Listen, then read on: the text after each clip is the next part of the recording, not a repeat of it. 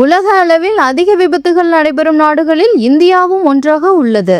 இந்தியாவில் விபத்துகளால் ஏற்படும் உயிரிழப்புகளில் பெரும்பாலானவை இருசக்கர வாகன விபத்துகளால் நிகழ்கின்றன.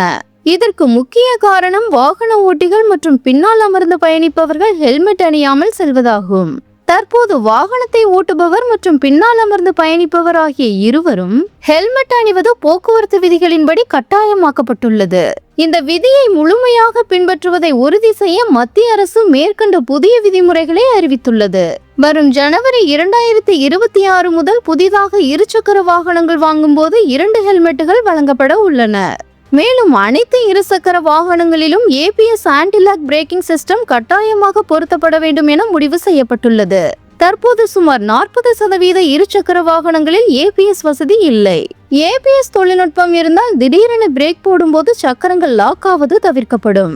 இதனால் விபத்துகள் குறையும் என்பதால் சாலை போக்குவரத்து மற்றும் நெடுஞ்சாலை அமைச்சகம் இந்த நடவடிக்கையை அமல்படுத்த முடிவு செய்துள்ளது.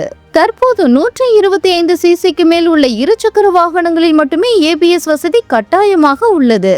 இதேபோல் தற்போது இருசக்கர வாகனம் வாங்கும் போது ஒரு ஹெல்மெட் மட்டுமே வழங்கப்படுகிறது. ஆனால் வரும் ஜனவரி 2026 முதல் 2 ஹெல்மெட்டுகள் வழங்கப்பட உள்ளன.